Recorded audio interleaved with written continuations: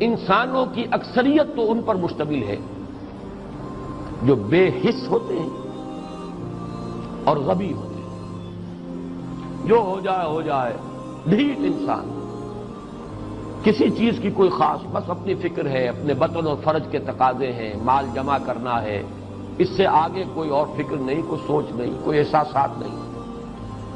کسی کے دل پر کیا بیت رہی ہے ہمیں کیا، وہ جانے. کوئی بھوکا ہے ہمیں کیا، ہم کسی کے ذمہ دار تو نہیں. لا ابالی، جیسے آ چکا ہے پچھلی صورت میں، من بخل واستغنی استغنا. ان لوگوں کو چھوڑ دیجئے تو ایک اقلیت انسانوں کی ایسی ہوتی ہے جن کے لیے میں دو لفظ اب استعمال کر رہا ہوں، ذہین اور حساس. ذہین اور حساس لوگوں میں قبض اور بسط کی کیفیت، یہ مختلف سائیکلز ہیں جو آتی رہتی ہیں.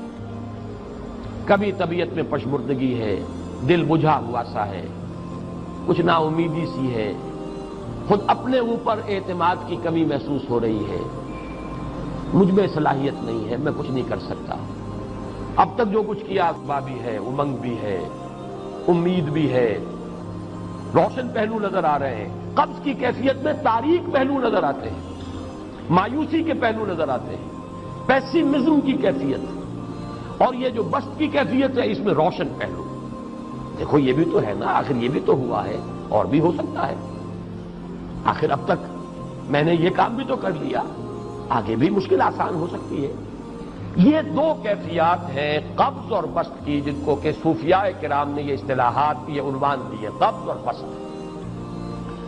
جتنی انسان کے اندر حساسیت کی کیفیت زیادہ ہوگی، ذہانت زیادہ ہوگی، اتنا ہی یہ جو ویوز ہیں اس کی ایمپلیٹیوڈ زیادہ ہوتی ہے. کم ذہین انسان ہے، کم حساس ہے، آئیں گے تو صحیح ہے، لیکن یہ کہ وہ ویو جو ہے اس کا ایمپلیٹیوڈ جو ہے اس کے اندر اوپر اور نیچے کی کیفیت زیادہ نہیں ہوگی. لیکن جتنا یہ معاملہ بڑھتا ہے یہ جو ویو ہے اس کے ایمپلیٹیوڈ بڑھتا چلا جاتا ہے. لیکن نارمل انسان کا معاملہ یہ ہے کہ یہ حدود کے اندر رہے. اسی کی ایک کیفیت جو ہے ایب نارمل جب ہو جاتا ہے، یہی ہے جو جدید ہماری جو سائیکولوجیکل میڈیسن ہے اس میں اسے مینیکس ڈپریسو سائیکوسس کہا جاتا ہے. مایوسی ہوئی تو اتنی ہوئی کہ جیسے کمر ٹوٹ کر رہ گئی.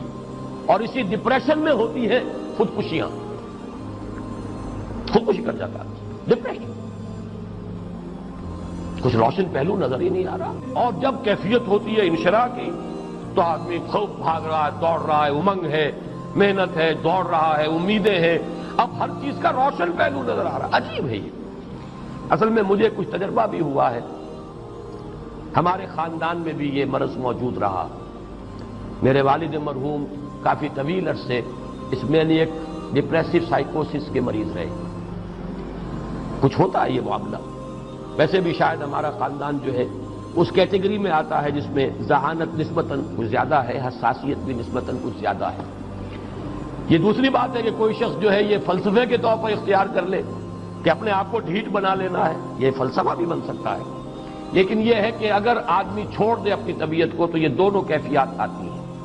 انہی کیفیات میں اگر یہ جو اپورڈ اینڈ ڈاؤنورڈ موومنٹ ہے یہ ایک حد سے نکل جائے تو یہ بیماری ہے مینیک سائیکوسس، مینیک ڈپریسو سائیکوسس. اس میں جب آدمی ہوتا ہے وہ اپر کیفیت میں تو اس کے اندر بڑی عظیمت ہے، روشنی ہے، امید ہے، لوگوں سے گفتگو کر رہا ہے، حق بول رہا ہے، خوب جو ہے محفل کے اندر. اب وہ محفل میں اسے دلچسپی محسوس ہو رہی ہے اور اسے ہر چیز کا روشن پہلو نظر آ رہا ہے، خود اپنے وجود کا بھی روشن پہلو، دوسروں کے وجود کا بھی. دوسروں کی بات میں سے بھی وہ اچھا پہلو تلاش کریں گے، وہ برا پہلو تلاش نہیں کریں گے. جب دوسری کیفیت ہے ڈپریشن کی، ہر ایک کی بات میں کوئی برائی نظر آئے گی، کوئی اس کی نیت کا فطور ہے، کوئی فساد ہے، کوئی یہ جو ہے بدنیتی کے ساتھ یہ بات کر رہا ہے، کوئی خیر کہیں ہے ہی نہیں، برائی ہی برائی ہے، مایوسی ہی مایوسی ہے، بدلی ہی بدلی. یہ ہے در حقیقت وہ کیفیت. اس کو غالب نے بہترین انداز میں تعبیر کیا ہے. ذہین اور حساس انسانوں میں ان کی جو ترقی ہے وہ انہی مراحل سے ہو کر گزرتی ہے. ہر قبض کے بعد جب بسط آتا ہے تو آگے ترقی ہوتی ہے. جس کو آپ کہتے ہیں بائی لیپس اینڈ باؤنڈس، آدمی جو ہے چھلانگ لگاتا ہے، گویا کہ ایک درجہ جو پہلے تھا اس سے آگے درجہ انسان کا جو ہے، اس سے بلندر پوزیشن پر انسان پہنچتا ہے۔ ہر قبض کے بعد جو نیا بست آتا ہے وہ ایک نئی کیفیت، نئی شان، نئی بلندی، نئی رفعت لے کر آتا ہے۔ اس کو غالب نے تعبیر کیا ہے بہت خوبصورت انداز میں، رکتی ہے میری تباہ تو ہوتی ہے رواں اور۔ یہ ہے وہ معاملہ جو ان آیات مبارکہ کے پس منظر میں ہے۔ اسی لیے اب میں آپ کو اس کا حوالہ دے رہا ہوں، تفسیر مظہری میں قاضی ثناء اللہ پانی پتی رحمت اللہ علیہ نے بہت عمدہ بات فرمائی ہے کہ حالت قبض اگر کسی شخص پر طاری ہو تو اس حال میں اکسیر کا درجہ رکھتی ہے یہ سورہ مبارکہ، اس لیے کہ یہ نازل ہوئی ہے محمد الرسول اللہ صلی اللہ علیہ وسلم پر اسی حالت قبض میں۔ اس میں اب اللہ تعالیٰ فرما رہے ہیں والضحیٰ، قسم ہے دن کے دھوپ چڑھنے کے وقت کی، واللیل اذا سجا، اور قسم ہے رات کی جبکہ وہ چھا جائے یا ساکن ہو جائے، سجا کے دونوں معنی سکون۔ ما ودعک ربک وما قلی، آپ کے رب نے آپ کو رخصت نہیں کیا ہے، نہ ہی وہ آپ سے ناراض ہوا ہے۔ وللآخرۃ خیر لک من الاولی، اور اس کے بعد جو وقت آئے گا اس قبض کے بعد وہ پہلی سے بھی بہتر ہوگا۔ وَلَسَوْفَ يُعْطِيكَ رَبُّكَ فَتَرْضَىٰ، ان قریب آپ کا رب آپ کو اتنا کچھ دے گا، اتنا کچھ دے گا، آپ کی محنتوں کے وہ نتائج سامنے آئیں گے کہ آپ راضی ہو جائیں گے۔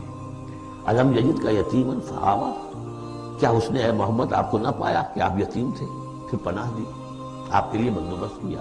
ووجدک ضالا فہدیٰ، اور پھر جب آپ شعور کی پختگی کو پہنچے اور غور و فکر کا مرحلہ آیا، حقائق میں انسان کو سوچ بچار کا مرحلہ آیا اور آپ کو دیکھا کہ آپ تلاش حقیقت میں سرگرداں ہیں تو ہدایت دی۔ وَوَجَدَكَ عَائِلًا فَأَغْنَىٰ، اور پایا آپ کو تنگ دست تو غنی کر دیا۔ فَأَمَّا الْيَتِيمَ فَلَا تَقْهَرْ، ہم نے آپ کو یتیم پایا، پناہ دی، اب آپ بھی یتیم کے سرپرستی کیجئے، کسی یتیم کو اس کے اوپر کوئی جبر نہ ہو، سختی نہ ہو۔ وَأَمَّا السَّائِلَ فَلَا تَنْهَرْ، اور آپ جبکہ تلاش حقیقت میں سرگرداں تھے تو ہم نے آپ کو ہدایت دی، اسی طریقے سے اب آپ کو بھی کوئی شخص سائل بن کر آپ کے پاس آئے سوال کرے، اسے جھڑکنا نہیں ہے۔ وَأَمَّا بِنِعْمَةِ رَبِّكَ فَحَدِّثْ، اور جو ہدایت تمہیں دی ہے ہم نے اب اسے عام کرو، یہ نعمت ہے، آپ کے رب کا انعام ہے، یہ ہدایت جو آپ کو عطا ہوئی ہے اس کو بیان کرو۔ اس کے بیان کرنے میں یہ بھی ہے کہ اللہ کے انعامات کا چرچا انسان کرے اس کا شکر ادا کرنے کے لیے، اور یہ بھی ہے کہ اس کو پھیلائے اور عام کرے، دوسروں تک پہنچائے، ورنہ وہ بخل ہو جائے گا کہ وہ دولت جو ہے ہدایت کی اس کو آدمی صرف اپنی ذات تک محدود رکھے اور اس کا جو خیر ہے وہ